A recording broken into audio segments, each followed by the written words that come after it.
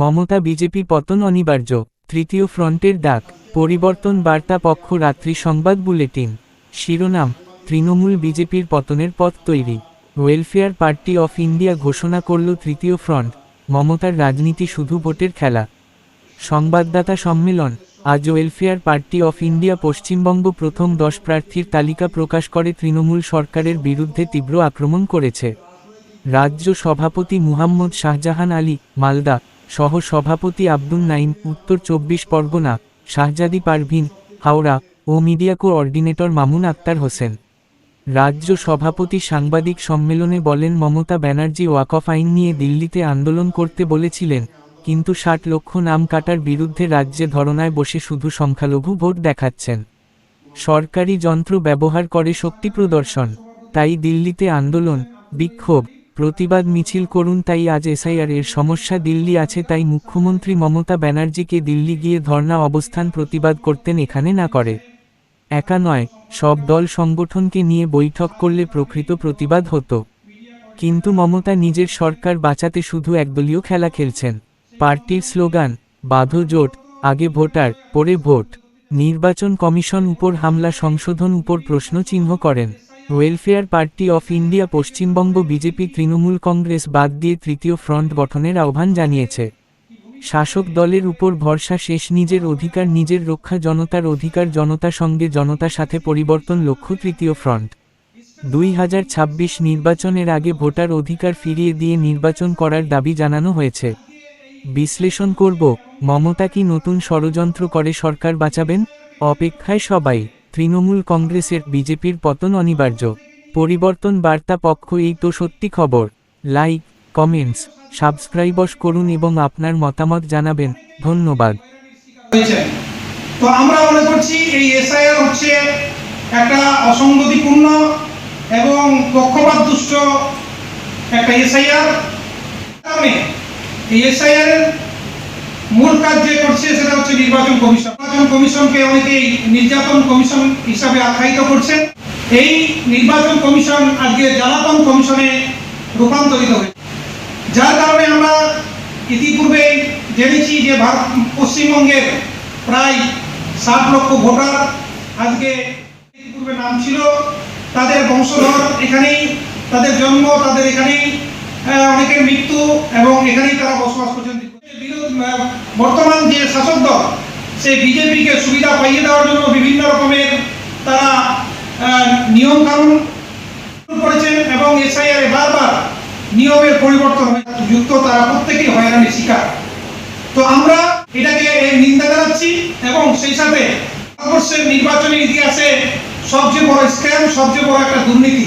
ইতিপূর্বে আমরা দেখেছি যে নির্বাচনকে কেন্দ্র করে বুথ ক্যাপচার, বুথ দখল, নাগরিকদেরকে বেনাগরিক করার একটা চক্রান্ত, এটা কোনো মতে মেনে নেওয়া যায় না।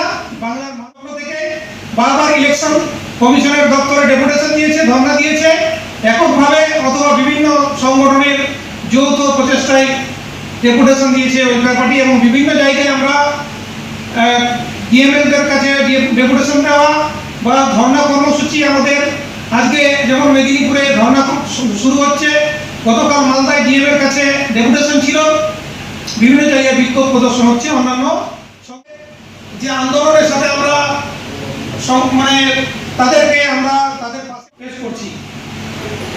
সেই সাথে সাথে আমাদের দাবি যে এই ভোটার লিস্ট যতক্ষণ না সংশোধন হচ্ছে, ভোটার লিস্ট সংশোধন না করে ভোট প্রক্রিয়া চালু করা যাবে না। তাই আমরা আহ্বান দিয়েছি সবাই মিলে বাদজোট, আগে ভোটারদের বিষয়টাকে আগে ক্লিয়ার করতে হবে, তারপরে ভোটার লিস্টকে পাবলিশ করতে হবে, ভোটের প্রক্রিয়া শুরু করতে হবে।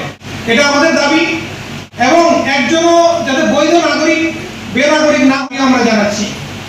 এবং এর সাথে সাথে রাজনৈতিক অরাজনৈতিক দলকে ঐক্যবদ্ধ হয়ে এর বিরুদ্ধে মোকাবিলা করা, এর বিরুদ্ধে পথে নামার।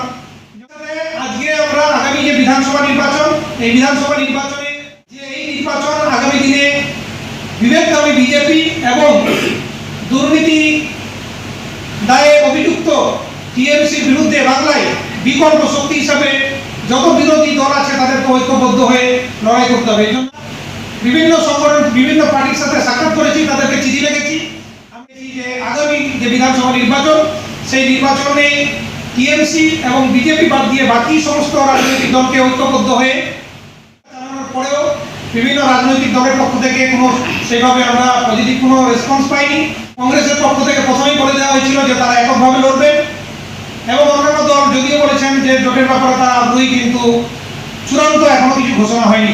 আগামী বিধানসভা নির্বাচনে আমরা সামনে সেই ফার্স্ট লিস্ট আপনাদের সামনে আমি এবার পেশ করছি। তারপরে বিধানসভা নির্বাচনে ওয়েলফেয়ার পার্টির পক্ষ থেকে যে সমস্ত সিটে লড়াই করার সিদ্ধান্ত হয়েছে, অংশগ্রহণ করার সিদ্ধান্ত হয়েছে, তার প্রথম তালিকা আপনাদের সামনে পেশ করছি। এবং সেই সাথে সাথে প্রথমে হচ্ছে 45 নম্বর চাচল, এখানে ওয়েলফেয়ার পার্টির প্রার্থী হিসাবে থাকছেন জমিল আক্তার। তারপরে 48 রতুয়া, এখানে শরীফুল ইসলাম। 55 ফরাক্কা, আবেদ হোসেন। 63 রানীনগর, শফিকুল আলম। 120 দেগঙ্গা, আব্দুল নঈম মল্লিক, আমাদের রাজ্য সহসভাপতি দেগঙ্গাই আব্দুল নঈম মল্লিক। 176 উলুবেড়িয়া পূর্ব, শাহজাদি পারভিন, আমাদের রাজ্য সম্পাদিকা আছেন। এবং 294 রায়না, এখানে মন্টুরাম হালদার, আমাদের রাজ্য সম্পাদক। এছাড়া আরো দুটো সিট, একটা হচ্ছে 47 মালতীপুর এবং 59 রঘুনাথগঞ্জ। এই দুটো সিটে আমাদের প্রার্থী নাম, এটা হচ্ছে ফার্স্ট লিস্ট আমরা পাবলিশ করলাম। সেই সাথে সাথে আমরা অন্যান্য রাজনৈতিক করতে আমরা তাদের সাথে আলোচনা করব এবং আমাদের যে সিদ্ধান্ত, সেই সিদ্ধান্তের ব্যাপারে আমরা পুনর্বিবেচনা করব। দুটি কথা, এক হচ্ছে যে সবাই মিলে বালুজোট, আগে ভোটার পরে ভোট, অর্থাৎ রাজনৈতিক দলকে আমরা আহ্বান জানাচ্ছি তারা যেভাবে বিভিন্নভাবে বিভিন্ন জায়গায় বিক্ষোভ প্রচারকে আরো এই আন্দোলনকে আরো বৃহত্তর আন্দোলনে পরিণত করতে হবে এবং সবাইকে ঐক্যবদ্ধ আন্দোলনের কাছে আমরা এই দাবি জানাচ্ছি যে আগামী যে বিধানসভা নির্বাচন, সেই নির্বাচনে যে প্রার্থী তালিকা এবং সেই সাথে সাথে এই যে বিজেপির যে বিভেদের রাজনীতি, যেই রাজনীতির কারণে আজকে বাংলার বিভেদ, বাংলার যে সম্প্রীতি নষ্ট হচ্ছে, সেই সাথে সাথে আজকে হিন্দু মুসলিম নির্বিশেষে সমস্ত মানুষ আজকে হয়রানির শিকার, আজকে লাইনে দাঁড়াচ্ছেন, যেটা বিজেপি বিভিন্ন সময় করে এসছে। এর আমরা তীব্র নিন্দা জানাচ্ছি এবং নির্বাচন কমিশনের যে পক্ষপাত দুষ্ট আচরণ, এই আচরণ থেকে আমরা আশা করতে পারি না যে এই নির্বাচন কমিশনের আন্ডারে পরবর্তীতে সুষ্ঠু নির্বাচন। আর সেই সাথে আমরা বিভিন্ন রাজনৈতিক দলকে, বাংলার রাজনৈতিক দলকে আমরা এই বার্তা দিতে চাই যে আগামী বিধানসভা নির্বাচনে টিএমসি এবং বিজেপি বাদ দিয়ে বাকি সমস্ত রাজনৈতিক দল যাতে ঐক্যবদ্ধ লড়াই করে, সেই ব্যাপারে তারা আবার ভাবুক যাতে এই একটা তৃতীয় আমরা এককভাবে এই যে বিধানসভায় অংশগ্রহণ করব, তার প্রথম যে প্রার্থী তালিকা বা আমরা কেন্দ্রের নাম প্রকাশ করে দিলাম। মানে ভোট না হলে তো আমরা আমাদের প্রার্থী, আমাদের যে অ্যাক্টিভিটিস সেটা আমাদের চলতে থাকবে, আমাদের নির্বাচনী প্রস্তুতি চলতে থাকবে, কিন্তু আমাদের দাবি দৃঢ়ভাবে যে ভোট আজকে হোক কালকে হোক, কিন্তু আমাদের প্রার্থী, কিন্তু ভোটার লিস্টকে একদম যাতে একজনও বৈধ ভোটার বাদ না যায় সেটাকে সুনিশ্চিত করতে হবে। কিন্তু যেদিনই ভোট হোক, সেই ভোটে আমাদের প্রার্থী কোথায় হবে, কে হবে, সেই ব্যাপারে আমরা আগাম প্রাথমিক তালিকা 10টা কেন্দ্রে আমরা করলাম। আমার পরবর্তী বিজেপি এবং টিএমসি বাদ দিয়ে যত দল আছে সেই সমস্ত দলকে ঐক্যবদ্ধ হয়ে লড়াই করতে হবে। এই একটা এজেন্ডায় বাংলার স্বার্থে সমস্ত দলকে জনতা পার্টি হুমায়ুন কবির সামনে হুমায়ুন কবির সাহেবের পার্টির পক্ষ থেকে আমাদেরকে চিঠি পাঠানো হয়েছিল যে তারা জোট নিয়ে আলোচনা করতে চাই, জোটে অংশগ্রহণ করতে চাই, এবং সেই সাথে তাদেরকে একটা পাল্টা চিঠি দিয়েছি। আমাদের কিছু কোয়ারি আছে, সেই কোয়ারির ভিত্তিতে আমরা ওনাদের কাছে কিছু বিষয় জানতে চেয়েছি। সেই বিষয়ে তারা এখনো পর্যন্ত আমাদেরকে লিখিত কোনো উত্তর দেননি। সেই সাথে রুহুল আমিন সাহেবের যে জাতীয় উন্নয়ন পার্টি, ওনারাও আমাদের সাথে যোগাযোগ করেছেন, ওনারাও আগ্রহী যে পশ্চিমবঙ্গে যাতে বিকল্প তৃতীয় ফ্রন্ট হয়, সে ব্যাপারে ওনারা ওনাদের মতামত ইতিপূর্বে আমাদের সামনে পেশ করেছেন। আমরা মনে করি যে বিজেপি যে বর্তমান যে বিজেপির যে অবস্থান, বিজেপির যে বিভেদমূলক যে কাজ, আজকে তার জন্যই আজকে বাংলার মানুষ এই হয়রানির শিকার। ঠিক তেমনি তৃণমূলও চাই যে এখানে বিজেপি এবং তৃণমূল থাকুক, তৃতীয় কোনো বিকল্প না উঠে আসুক। তো সেই জন্য আমরা মনে করছি বাংলার মানুষও চাই যে তৃতীয় বিকল্প যত রাজনৈতিক দল আছে তারা ঐক্যবদ্ধ লড়াই করুক। সেক্ষেত্রে এটাই একমাত্র রাস্তা যে বাংলাকে এই যে বর্তমান একদিকে বিভেদের রাজনীতি, অন্যদিকে পাহাড় সম দুর্নীতি, এখান থেকে বাংলাকে উদ্ধার করতে হলে তৃতীয় বিকল্প একমাত্র পথ।